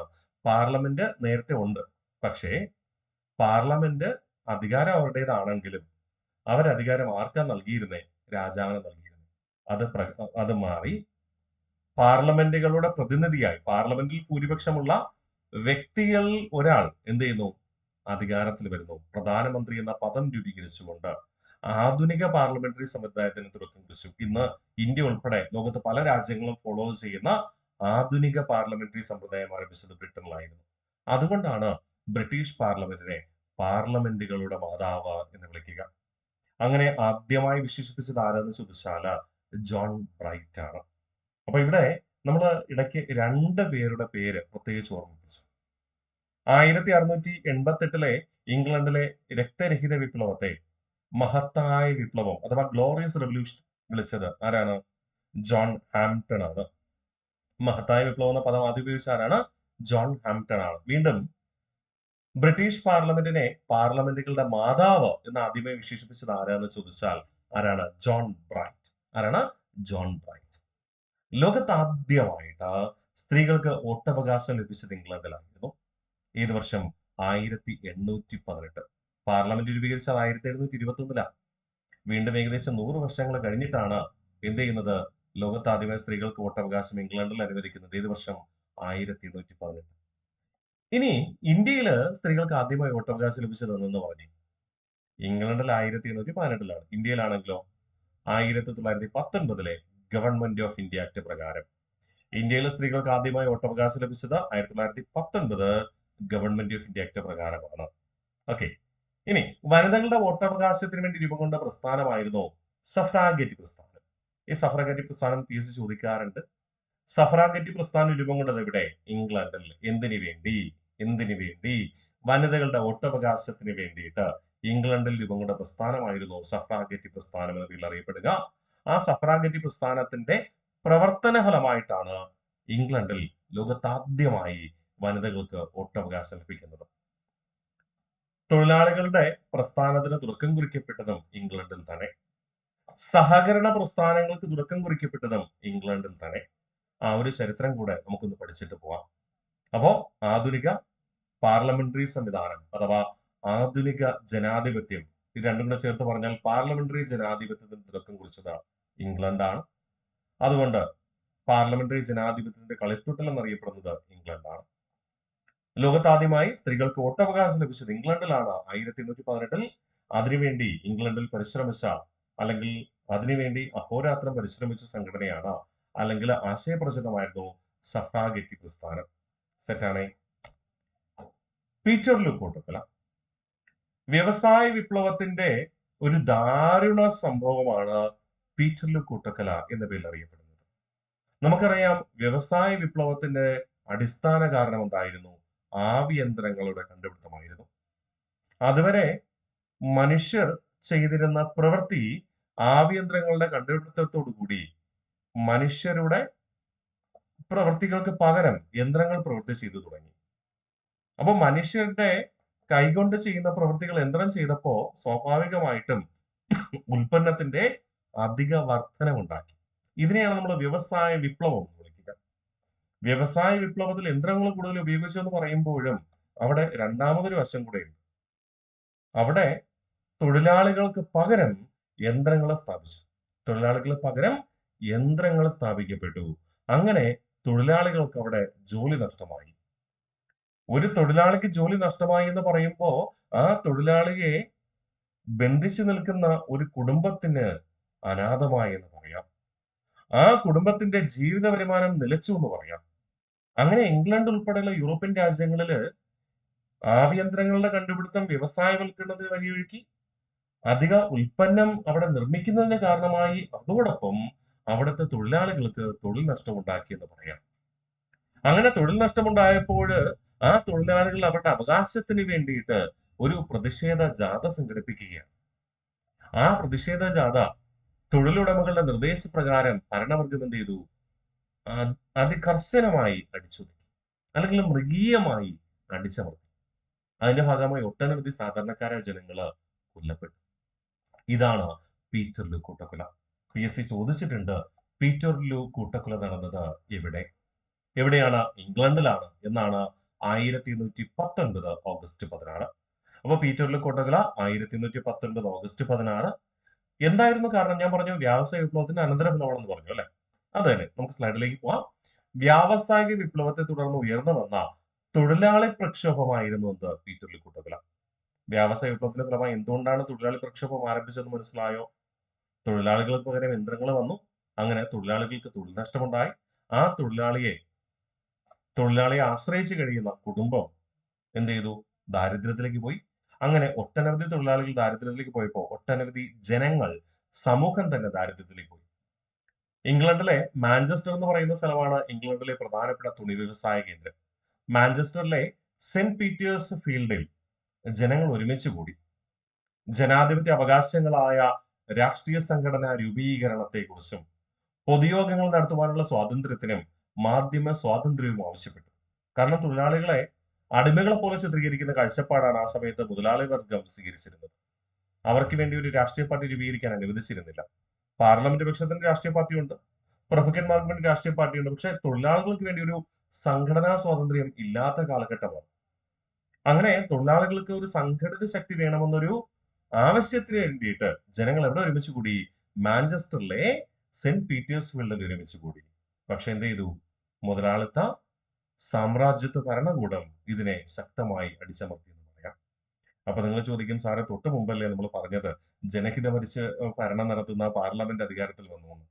പാർലമെന്റ് അധികാരത്തിൽ വന്നടാ. പക്ഷേ അവിടെ നമ്മൾ നേരത്തെ 1679 ഹേബിയസ് കോർപ്പസ് നിയമം പാസ്സാക്കിയതിന്റെ ഫലമായിട്ട് പാർലമെന്റ് പക്ഷത്തെ രാഷ്ട്രീയ പാർട്ടികളായ എന്ത് രൂപം കൊണ്ടു? വിഗുകളും രാജകീയ പക്ഷത്തെ രാഷ്ട്രീയ പാർട്ടികളായ ടോറികളും രൂപം കൊണ്ടു. ആ ടോറികളാണ് പിന്നീട് എന്തായിട്ട് മാറുന്നത്? ലിബറൽ പാർട്ടിയായിട്ട് മാറുക. വിഗുകളാണ് പിന്നീട് എന്തായിട്ട് മാറുക? ലേബർ പാർട്ടിയായിട്ട് മാറുക. ഇലക്ഷൻ അനുസരിച്ച് ആർക്കാണോ ഭൂരിപക്ഷം കിട്ടുന്നത് അവരല്ലേ അധികാരം കൈയാളുന്നത്. ഈ പീറ്റർ ലു കൂട്ടക്കൊല നടക്കുമ്പോൾ അധികാരം കൈയാളിയിരുന്നത് ആരായിരുന്നു? സ്വാഭാവികമായിട്ട് നമുക്ക് ചിന്തിക്കാം, തൊഴിലാളി വർഗത്തിനെതിരെയാണ്, സാധാരണ ജനങ്ങൾക്കെതിരെയായിരുന്നു. ആരായിരുന്നു പ്രവർത്തിച്ചിരുന്നത്? ലിബറൽ പാർട്ടി ആയിരുന്നു. അതുകൊണ്ട് തന്നെ ലിബറൽ പാർട്ടിയുടെ നേതൃത്വത്തിലുള്ള ഗവൺമെന്റ് മൃഗീയമായി ജനങ്ങളെ അടിച്ചമർത്തി. ഒട്ടനവധി സാധാരണക്കാരായ ജനങ്ങൾ കൊല്ലപ്പെട്ടു. അപ്പൊ സ്വാഭാവികമായിട്ട് പാർലമെന്റ് പക്ഷത്തെ അല്ലെങ്കിൽ ലേബർ പാർട്ടി എന്ത് ചെയ്തു? തൊഴിലാളികളെ വിഭാഗം ചേർന്നു. തൊഴിലാളികൾക്ക് വേണ്ടി ഒരു സംഘടനാ ശക്തി രൂപീകരിക്കണം എന്ന ചിന്താഗതി ഉണ്ടായി. അങ്ങനെയാണ് ലോകത്താദ്യമായി തൊഴിലാളികൾക്ക് വേണ്ടി അവരുടെ അവകാശങ്ങൾ സംരക്ഷിക്കുന്നതിന് വേണ്ടി ഒരു രാഷ്ട്രീയ പാർട്ടി രൂപീകരിക്കാൻ വേണ്ടി തീരുമാനിക്കുക. രാഷ്ട്രീയ പ്രസ്ഥാനങ്ങൾ രൂപീകരിക്കാൻ വേണ്ടി തീരുമാനിക്കുക. അതോടൊപ്പം തൊഴിലാളികളുടെ പരസ്പര സഹകരണത്തോടുകൂടി, കാരണം ഇന്ന് തൊഴിൽ നഷ്ടമായ ഒരു തൊഴിലാളിക്ക് ചിലപ്പോൾ നാളെ തൊഴിൽ ലഭിക്കാം. തൊഴിൽ ചെയ്തിരുന്ന ഒരാൾക്ക് എന്ത് ചെയ്യാം? തൊഴിൽ നഷ്ടപ്പെടാം. ആ സാഹചര്യത്തിൽ തൊഴിലാളികൾ പരസ്പരം സഹായിക്കുന്നതിന് വേണ്ടിയിട്ട് ലോകത്താദ്യമായി സഹകരണ പ്രസ്ഥാനത്തിന് തുടക്കം കുറിച്ചതും ഇംഗ്ലണ്ടിലായിരുന്നു. അപ്പൊ ലോകത്താദ്യമായി രാഷ്ട്രീയ പാർട്ടികൾ ആർക്ക് വേണ്ടിയിട്ട്? തൊഴിലാളി വർഗ പ്രസ്ഥാനത്തിനും തൊഴിലാളികളുടെ സഹകരണ സംഘത്തിനും കാരണമായത് ഇംഗ്ലണ്ടിലെ പീറ്റർലൂ കൂട്ടക്കൊലയായിരുന്നു. അതുകൊണ്ടാണ് അതിൽ പ്രാധാന്യം നമുക്ക് നൽകുക. മനസ്സിലായോ? അപ്പൊ പീറ്റർലൂ കൂട്ടക്കൊല എന്നാ നടക്കുക? 1819 ഓഗസ്റ്റ് 16. സ്ലൈഡിലുള്ള കാര്യങ്ങൾ ഒന്നുകൂടെ നമുക്ക് ഉറപ്പിക്കാം. വ്യാവസായിക വിപ്ലവത്തെ തുടർന്ന് ഉയർന്നു വന്ന തൊഴിലാളി പ്രക്ഷോഭമായിരുന്നു. മാഞ്ചസ്റ്ററിലുള്ള സെന്റ് പീറ്റേഴ്സ് ഫീൽഡിൽ ജനങ്ങൾ ഒരുമിച്ച് കൂടി ജനാധിപത്യ അവകാശങ്ങളായ രാഷ്ട്രീയ സംഘടനാ രൂപീകരണവും പൊതുയോഗങ്ങൾ നടത്തുവാനുള്ള സ്വാതന്ത്ര്യവും, അതായത് തങ്ങൾക്ക് നേരിട്ട ചൂഷണം പൊതുജനങ്ങൾ അറിയിക്കുന്നതിന് വേണ്ടിയാണ് അവർ പൊതുയോഗങ്ങൾ നടത്തുക. മാധ്യമ സ്വാതന്ത്ര്യം ആവശ്യപ്പെട്ടു. പക്ഷേ ഗവൺമെന്റ് മൃഗീയമായി അടിച്ചമർത്തി. ഇതാണ് ആധുനിക തൊഴിലാളി പ്രസ്ഥാനത്തിന് തുടക്കമിട്ടത്. ലോകത്തെ ആദ്യത്തെ ആധുനിക തൊഴിലാളി പ്രസ്ഥാനത്തിന് തുടക്കമിട്ടത് ഇംഗ്ലണ്ടിലായിരുന്നു. അതിന് തുടക്കം കുറിച്ച പ്രസ്ഥാനമായിരുന്നു ലൂഡറ്റ് പ്രസ്ഥാനം. ഈ ലൂഡറ്റ് എന്ന് പറയുന്നത് തൊഴിലാളികൾ എന്ന അർത്ഥത്തിലാണ് കേട്ടോ. തൊഴിലില്ലായ്മ നേരിടുവാൻ ഇംഗ്ലണ്ടിലെ കരകൗശല തൊഴിലാളികൾ ആരംഭിച്ച പ്രസ്ഥാനമായിരുന്നു ലൂഡറ്റ് പ്രസ്ഥാനം. തൊഴിലില്ലായ്മ നേരിടുവാൻ ഇംഗ്ലണ്ടിലെ കരകൗശല തൊഴിലാളികൾ, അത് ചെറുകിട ഉൽപ്പന്നം നിർമ്മിക്കുന്ന കരകൗശല തൊഴിലാളികൾ ആരംഭിച്ച പ്രസ്ഥാനമായിരുന്നു പിന്നീട് എന്തായിട്ട് മാറുന്നത്? തൊഴിലാളി പ്രസ്ഥാനത്തിന് തന്നെ തുടക്കമിട്ട, അത് എല്ലാത്തരം തൊഴിലുകൾ, കരകൗശലത്തിന് വേണ്ടി തുടക്കം കുറിച്ചതാണ് ലൂഡറ്റ് പ്രസ്ഥാനമെങ്കിലും പിൽക്കാലത്ത് ഇംഗ്ലണ്ടിലെ എല്ലാത്തരം തൊഴിലാളികളുടെയും കൂട്ടായ്മയായിട്ട് മാറിയത് ഈ ലൂഡറ്റ് പ്രസ്ഥാനം തന്നെയായിരുന്നു. ഓക്കെ, അപ്പോ ലോകത്താദ്യമായി ആധുനിക തൊഴിലാളി പ്രസ്ഥാനത്തിന് തുടക്കം കുറിക്കപ്പെട്ടത് ഏത് രാജ്യത്ത്? ഇംഗ്ലണ്ടിൽ. ആ തൊഴിലാളി പ്രസ്ഥാനത്തിന്റെ പേരെന്ത്? ലൂഡറ്റ് പ്രസ്ഥാനം. എന്തായിരുന്നു ലൂഡറ്റ് പ്രസ്ഥാനം ഇംഗ്ലണ്ടിന്റെ ചരിത്രത്തിൽ? തൊഴിലില്ലായ്മ നേരിടുവാൻ ഇംഗ്ലണ്ടിലെ കരകൗശലത്തിലെ തൊഴിലാളികൾ ആരംഭിച്ച പ്രസ്ഥാനമായിരുന്നു എന്ത്? ലൂഡറ്റ് പ്രസ്ഥാനം. ഈ ലൂഡറ്റ് പ്രസ്ഥാനം പിൽക്കാലത്ത് എല്ലാത്തരം തൊഴിലാളികളെയും ഉൾക്കൊള്ളുന്ന ഒരു പ്രസ്ഥാനമായിട്ട് മാറി. ഈ ലൂഡറ്റ് പ്രസ്ഥാനത്തിന്റെ ഒരു പിൻഗാമി എന്ന് കണക്കാക്കുന്നതായിരുന്നു ചാർട്ടിസ്റ്റ് പ്രസ്ഥാനം. തൊഴിലാളികളുടെ അവകാശ സംരക്ഷണത്തിനായി ഇംഗ്ലണ്ടിൽ ഉയർന്നു വന്ന ആധുനിക പ്രസ്ഥാനമായിരുന്നു എന്ത്? ചാർട്ടിസ്റ്റ് പ്രസ്ഥാനം. അപ്പോ ഈ ലൂഡറ്റ് പ്രസ്ഥാനത്തിന്റെ പിൻഗാമിയാണ് ആര്? നമ്മുടെ ചാർട്ടിസ്റ്റ് പ്രസ്ഥാനം എന്ന് പറയാം. അപ്പോ ലോകത്താദ്യമായി തൊഴിലാളികളുടെ കൂട്ടായ്മയായ ലൂഡറ്റ് പ്രസ്ഥാനം ആരംഭിച്ചത് ഇംഗ്ലണ്ടിലായിരുന്നു. എന്തായിരുന്നു ഈ ലൂഡറ്റ് പ്രസ്ഥാനം? ആദ്യകാലത്ത് തൊഴിലില്ലായ്മ നേരിടുവാൻ ഇംഗ്ലണ്ടിലെ കരകൗശല തൊഴിലാളികൾ ആരംഭിച്ച പ്രസ്ഥാനമായിരുന്നു എങ്കിലും പിൽക്കാലത്ത് എല്ലാ വിഭാഗം തൊഴിലാളികളും അതിൽ അംഗമായി. ഈ ലൂഡറ്റ് പ്രസ്ഥാനത്തിന്റെ പ്രചരണം അല്ലെങ്കിൽ പ്രവർത്തനമാണ് എന്തിലേക്ക് നയിക്കുക?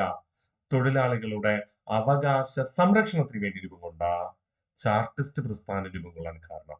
തൊഴിലാളികളുടെ അവകാശ പ്രഖ്യാപനമായ ചാർട്ടിസ്റ്റ് പ്രസ്ഥാനം രൂപം കൊള്ളാൻ കാരണം. ഓക്കെ, അപ്പൊ ലൂഡറ്റ് പ്രസ്ഥാനത്തിന്റെ പിൻഗാമികളാണ് എന്ത്? ചാർട്ടിസ്റ്റ് പ്രസ്ഥാനം എന്ന് പറയുന്നത്. അപ്പൊ ഞാൻ നിങ്ങളോട് പറഞ്ഞു, ഈ പീറ്റർലൂ കൂട്ടക്കൊല പ്രധാനപ്പെട്ട രണ്ട് കാര്യങ്ങൾക്ക് തുടക്കം കുറിക്കാൻ കാരണമായി. തൊഴിലാളി വർഗ പ്രസ്ഥാനത്തിന്, തൊഴിലാളികളുടെ കൂട്ടായ്മയ്ക്ക്, കൂടാതെ തൊഴിലാളികളുടെ സഹകരണ സംഘത്തിന്. ശരിയല്ലേ? ആ സഹകരണ സംഘത്തെ കുറിച്ച് കൂടെ നമുക്ക് ഒന്ന് നോക്കാം. സഹകരണ പ്രസ്ഥാനത്തിന്റെ ജന്മനാടെന്നറിയപ്പെടുന്നത് ഇംഗ്ലണ്ട് തന്നെ. ഇംഗ്ലണ്ടിലെ സഹകരണ പ്രസ്ഥാനത്തിന്റെ പിതാവ് എന്നറിയപ്പെടുന്നത് റോബർട്ട് ഓവനും. അപ്പൊ ഇംഗ്ലണ്ടില് തൊഴിലാളികൾക്ക് വേണ്ടിയാണ് ആദ്യകാലത്ത് സഹകരണ പ്രസ്ഥാനം ആരംഭിച്ചത്. അതായത് ഏതെങ്കിലും ഒരു തൊഴിലാളിക്ക് എന്തെങ്കിലും കുറവ് വന്നു കഴിഞ്ഞാല്, എന്തെങ്കിലും സാമ്പത്തിക അരാജകത്വം വന്നു കഴിഞ്ഞാല് അവരെ സംരക്ഷിക്കുന്നതിന് വേണ്ടി തൊഴിലാളികൾ തന്നെ സമ്പത്ത് നൽകുന്ന പ്രക്രിയ, സഹകരണ സംഘം. അപ്പൊ ലോകത്താദ്യമായി സഹകരണ സംഘം ആരംഭിച്ചതും എവിടെ തന്നെ? ഇംഗ്ലണ്ടിൽ തന്നെ. സഹകരണ പ്രസ്ഥാനത്തിന്റെ പിതാവ് എന്നറിയപ്പെടുന്നത് ആരാണ്? റോബർട്ട് ഓവനുമാണ്. ഓക്കെ അല്ലെ? സെറ്റാണ്. അപ്പോ സഹകരണ സംഘം ആദ്യം ആരംഭിച്ചത് ഇംഗ്ലണ്ടിലാണ്. ലോകത്തെ ആദ്യമായി തൊഴിലാളി പ്രസ്ഥാനം ആരംഭിച്ചതും ഇംഗ്ലണ്ടിൽ തന്നെ. ഇതിന് രണ്ടിനും കാരണമായത് എന്തായിരുന്നു? പീറ്റർലൂ കൂട്ടക്കൊല. ഓക്കെ, അപ്പൊ ഇന്ന് നമ്മൾ എന്തൊക്കെ പഠിച്ചു?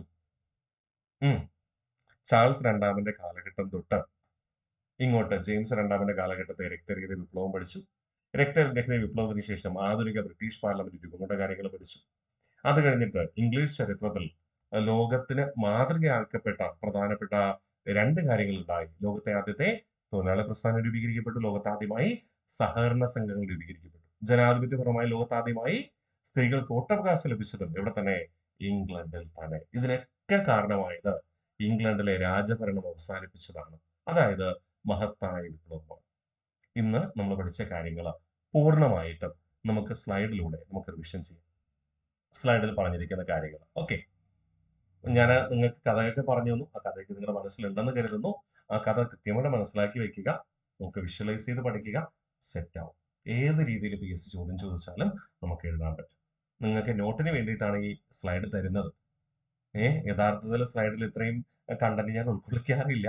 നമ്മൾ കാര്യം മനസ്സിലാക്കിയിട്ട് നിങ്ങളെ കൊണ്ട് നോട്ട് എഴുതിപ്പിക്കുന്നതാണ് രീതി. പക്ഷെ പിന്നെ നിങ്ങൾക്ക് ഒരു ക്ലൂ ഒക്കെ കിട്ടാൻ വേണ്ടിയിട്ട് നമ്മൾ സ്ലൈഡിൽ നോട്ട് നൽകുന്നതാണ് കേട്ടോ. ഓക്കെ, എന്തെങ്കിലും ഡൗട്ട് ഉണ്ടെങ്കിൽ ചോദിക്കാനായിട്ട് ശ്രമിക്കുക. കൃത്യമായി പഠിച്ച് നമുക്ക് മുന്നോട്ട് പോകാനായിട്ട് ശ്രമിക്കാം. നമ്മളൊന്ന് പഠിച്ചത്. അപ്പൊ ഞാൻ പറഞ്ഞു, നമ്മുടെ ചാൾസ് ഒന്നാമന്റെ മരണത്തിന് ശേഷം ഒലിവർ ക്രോംവെൽ അധികാരത്തിൽ വന്നു. ഒലിവർ ക്രോംവെൽ ഏകാധിപത്യ ഭരണം തുടർന്നു. പക്ഷെ അദ്ദേഹം രാജാവാണോ? അല്ല. രാജഭരണം ഇല്ലാത്ത കാലഘട്ടമാണ് 1649 തൊട്ട് 1660 വരെ. ജനങ്ങൾ പറഞ്ഞു, ഇതിനേക്കാളും തമ്മിൽ ഭേദം എന്താണ്? തൊമ്മനാണെന്ന് പറയും പോലെ ആ രാജാഭരണം തന്നെയാണ് നമുക്ക് അഭികാമ്യം, ഏകാധിപത്യ ഭരണം വേണ്ടാന്നൊരു കാഴ്ചപ്പാടിലേക്ക് വന്നു. അങ്ങനെ 1660 ജനങ്ങളുടെ, അതായത് പാർലമെന്റിന്റെ ആവശ്യപ്രകാരം നമ്മുടെ ഒലിവർ ക്രോംവെല്ലിന്റെ മകനായ റിച്ചാർഡിൽ നിന്ന് അധികാരം എടുത്തു മാറ്റി ആർക്ക് നൽകുന്നു? ചാൾസ് ഒന്നാമന്റെ പുത്രനായ ചാൾസ് രണ്ടാമന് നൽകുന്നു. ചാൾസ് രണ്ടാമനെ നിയമിക്കുന്ന പാർലമെന്റ് ആണ്. അതുകൊണ്ട് തന്നെ പാർലമെന്റിന്റെ എല്ലാ ആവശ്യങ്ങളും ചാൾസ് രണ്ടാമൻ അംഗീകരിക്കുകയാണ്. അതിൽ ഏറ്റവും പ്രധാനപ്പെട്ടതാണ് നമ്മളിവിടെ പഠിച്ചു തുടങ്ങിയത്. എന്താ? 1679 ലോകത്താദ്യമായി ബ്രിട്ടീഷ് പാർലമെന്റ് ഹേബിയസ് കോർപ്പസ് നിയമം പാസാക്കി. ആ സമയത്ത് ബ്രിട്ടീഷ് രാജാവ് എന്ന് പറയുന്നത് ചാൾസ് രണ്ടാമനായിരുന്നു. ലോകത്താദ്യമായിട്ട് ബ്രിട്ടനിൽ രാഷ്ട്രീയ പാർട്ടികൾ നിലവിൽ വന്നത് ഈ ഹേബിയസ് കോർപ്പസ് നിയമം അനുസരിച്ച്. രാജകീയ പക്ഷത്തെ രാഷ്ട്രീയ പാർട്ടികൾ ടോറികൾ എന്നറിയപ്പെട്ടു. പിൽക്കാലത്ത് ലിബറൽ പാർട്ടിയായിട്ട് മാറി. പാർലമെന്റ് പക്ഷത്തെ രാഷ്ട്രീയ പാർട്ടികൾ വിഗുകൾ എന്നറിയപ്പെട്ടു. അവരാണ് പിന്നീട് ലേബർ പാർട്ടിയായിട്ട് മാറുക. ജെയിംസ് രണ്ടാമൻ, ചാൾസ് രണ്ടാമന്റെ പുത്രനാണ് ജെയിംസ് രണ്ടാമൻ. ജെയിംസ് രണ്ടാമനെതിരെ ജനങ്ങൾ പ്രതിഷേധിക്കുവാനുള്ള പ്രധാന കാരണം എലിസബത്ത് ഒന്നിന്റെ കാലഘട്ടത്ത് എലിസബത്ത് ഒന്ന് പ്രഖ്യാപിച്ചിരുന്ന ഒരു കാര്യമാണ്, ആംഗ്ലിക്കൻ സഭ അല്ലെങ്കിൽ പ്രൊട്ടസ്റ്റന്റ് ക്രിസ്തുമത വിഭാഗത്തിൽപ്പെട്ടവർക്ക് മാത്രമേ രാജാധികാരം നൽകുകയുള്ളൂ. പക്ഷേ ചാൾസ് രണ്ടാമന്റെ മരണശേഷം അദ്ദേഹത്തിന്റെ പുത്രനായ ജെയിംസ് രണ്ടാമൻ കത്തോലിക്കനായിട്ട് കൂടി അധികാരം ഏറ്റെടുത്തു. ഇത് ജനങ്ങളെ ചൊടിപ്പിച്ചു. അതുകൊണ്ട് വീണ്ടും നേരത്തെ ഉള്ളതുപോലെ ആഭ്യന്തര കലാപം പൊട്ടിപ്പുറപ്പെട്ടു. ജെയിംസ് രണ്ടാമൻ കത്തോലിക്ക വിശ്വാസി ആയതുകൊണ്ട് തന്നെ കത്തോലിക്ക വിശ്വാസ പ്രകാരം പാപമോചനം ലഭിക്കുമെന്ന രീതിയിൽ കത്തോലിക്ക വിശ്വാസം സ്വീകരിച്ചാൽ പൂർണ്ണ പാപ വിമോചനം ലഭിക്കുമെന്ന് പ്രഖ്യാപിച്ചുകൊണ്ട് 1687 ഇംഗ്ലണ്ടിൽ ദണ്ഡവിമോചനം പ്രഖ്യാപിച്ചു. ഇത് പ്രഭുക്കന്മാർക്കിടയിലും രാജകുടുംബാംഗങ്ങൾക്കിടയിൽ തന്നെയും പ്രതിഷേധമുണ്ടാക്കി. കൂടാതെ ആൾറെഡി ആരുടെ പ്രതിഷേധമുണ്ട്? ജനങ്ങളുടെയും പാർലമെന്റ് പക്ഷത്തിന്റെയും. അങ്ങനെ തനിക്ക് തുടർന്ന് അധികാരം മുന്നോട്ട് കൊണ്ടുപോകാൻ കഴിയില്ല എന്നൊരു സാഹചര്യം വന്നപ്പോ അദ്ദേഹം അധികാരം ഉപേക്ഷിച്ച് നാടുവിടുക. 1688 ജെയിംസ് രണ്ടാമനെ പുറത്താക്കിക്കൊണ്ട് രക്തച്ചൊരിച്ചിലില്ലാതെ അധികാരം പാർലമെന്റ് ഏറ്റെടുത്തു. ജെയിംസ് രണ്ടാമൻ എന്ത് ചെയ്തു? ഫ്രാൻസിലേക്ക് പലായനം ചെയ്തു. തുടർന്ന് ജെയിംസ് രണ്ടാമന്റെ മകൾ പ്രൊട്ടസ്റ്റന്റ് മതവിശ്വാസിയായ ജെയിംസ് രണ്ടാമന്റെ പുത്രി മേരിയും അവരുടെ ഭർത്താവ് ഹോളണ്ടിലെ വില്യമും ഒന്ന് ചേർന്ന് അധികാരം സ്ഥാപിച്ചു. അധികാരം സ്ഥാപിച്ചപ്പോൾ തന്നെ ഈ രണ്ടുപേരും പറഞ്ഞു, പൂർണ്ണമായ അധികാരം ഇനി മുതൽ പാർലമെന്റിനാണ്. പക്ഷെ പാർലമെന്റ് എന്ത് ചെയ്തു? ഈ വാക്കുകൊണ്ടുള്ള പ്രഖ്യാപനം പലപ്പോഴും പിന്നീട് എന്ത് ചെയ്യും? എതിർക്കപ്പെടാൻ സാധ്യതയുണ്ട്. അതുകൊണ്ട് നമുക്കത് നിയമമായി പാസ്സാക്കാം, നിയമം ഒപ്പുവെച്ചാൽ മതി എന്ന് പറഞ്ഞു. അങ്ങനെ ബ്രിട്ടീഷ് പാർലമെന്റ് എന്ത് ചെയ്തു? 1689 എന്ത് ചെയ്തു? ഒരു നിയമം പാസ്സാക്കണം, ബിൽ ഓഫ് റൈറ്റ്സ് അല്ലെ. അപ്പൊ യാതൊരു രക്തച്ചൊരിച്ചിലും ഇല്ലാതെ അധികാരം കൈമാറ്റം നടന്നതിനാൽ ഈ ഒരു അധികാര കൈമാറ്റത്തെ നമ്മൾ എന്തെന്ന് വിളിച്ചു? വളരെ പെട്ടെന്നുള്ള മാറ്റത്തെ രക്തരഹിത വിപ്ലവം എന്നും കൊട്ടാരം വിപ്ലവം എന്നും വിളിച്ചു. ഒരുപാട് വർഷങ്ങൾ കൊണ്ട് ജനങ്ങൾ ആഗ്രഹിച്ചിരുന്ന, ജനങ്ങൾക്ക് പൂർണ്ണ അധികാരം ലഭിക്കുന്ന, രാജാവിന്റെ ഏകാധിപത്യ ഭരണം അവസാനിപ്പിച്ച, രാജാവിനെ പിന്തുണച്ചിരുന്ന പ്രഭുക്കന്മാരുടെ ഫ്യൂഡൽ വ്യവസ്ഥിതി അവസാനിപ്പിച്ച ഒരു വിപ്ലവമായിരുന്നു ഈ ഇംഗ്ലണ്ടിലെ രക്തരഹിത വിപ്ലവം. അതുകൊണ്ട് ഇംഗ്ലണ്ടിലെ ജനത അതിനെ എന്തെന്ന് വിളിക്കാറുണ്ട്? ഗ്ലോറിയസ് റെവല്യൂഷൻ, മഹത്തായ വിപ്ലവം. മഹത്തായ വിപ്ലവം എന്ന പദം ആദ്യമായി ഉപയോഗിച്ചത് ആരായിരുന്നു? ജോൺ ഹാംപ്ടൺ ആയിരുന്നു. 1689 ബ്രിട്ടീഷ് പാർലമെന്റ് അവകാശ നിയമം അഥവാ ബിൽ ഓഫ് റൈറ്റ്സ് പാസ്സാക്കി. അതിൽ ആരെ ഒപ്പ് രേഖപ്പെടുത്തി? വില്യം മൂന്നാമനും മേരി സെക്കൻഡും. മേരി എന്ന് പറഞ്ഞാൽ മതി കേട്ടോ. ഇംഗ്ലണ്ടിലെ രാജവാഴ്ചയ്ക്ക് മേൽ പാർലമെന്റിന് കൂടുതൽ നിയന്ത്രണം നേടാനിടയായ നിയമനിർമ്മാണം. ഇംഗ്ലണ്ടിലെ രാജാവിന്റെ ഏകാധിപത്യഭരണം അവസാനിപ്പിക്കുകയും രാജാവിന്റെ കൂടെ നിന്നിരുന്ന പ്രഭുക്കന്മാരുടെ ഫ്യൂഡലിസം പൂർണ്ണമായി അവസാനിപ്പിക്കുവാനും ഈ നിയമത്തിലൂടെ കഴിഞ്ഞു. തുടർന്ന് ആധുനിക ജനാധിപത്യ സമ്പ്രദായം, അതായത് ജനപ്രതിനിധികൾ പാർലമെന്റിൽ എത്തുന്നു, അവിടെ ഭൂരിപക്ഷമുള്ളവര് പ്രധാനമന്ത്രി എന്ന ഭരണാധികാരിയെ നിയമിക്കുന്നു. ഓക്കെ, അപ്പോ 1721 ലോകത്തിലെ ആദ്യ പ്രധാനമന്ത്രിയായി ഇംഗ്ലണ്ടിൽ റോബർട്ട് വാൾക്കുള്ള അധികാരമേറ്റെടുത്തു. അഥവാ ക്യാബിനറ്റ് സമ്പ്രദായം, മന്ത്രിസഭ രൂപീകരിക്കുക. അതുകൊണ്ട് നമ്മൾ പറയും ലോകത്തിലെ പാർലമെന്ററി ജനാധിപത്യത്തിന്റെ കളിത്തോട്ടൽ ഏതാണ്? ഇംഗ്ലണ്ടാണ്. അഥവാ ആധുനിക ജനാധിപത്യം ആരംഭിച്ചത് ഇംഗ്ലണ്ടിലാണ്. ബ്രിട്ടനിലെ ആദ്യത്തെ വനിതാ പ്രധാനമന്ത്രി എന്ന് പറയുന്നത് മാർഗരറ്റ് താച്ചർ ആയിരുന്നു. ഇവരാണ് ഇംഗ്ലണ്ടിലെ ഉരുക്ക് വനിത എന്നറിയപ്പെടുക. ഇംഗ്ലണ്ടിലെ സ്വകാര്യവൽക്കരണം ആരംഭിച്ച പ്രധാനമന്ത്രിയും അത് തന്നെ മാർഗരറ്റ് താച്ചർ തന്നെ. ഏറ്റവും കുറഞ്ഞ പ്രായത്തിൽ ബ്രിട്ടീഷ് പ്രധാനമന്ത്രിയത് വില്യം പിറ്റ് യങ്ങറാണ്.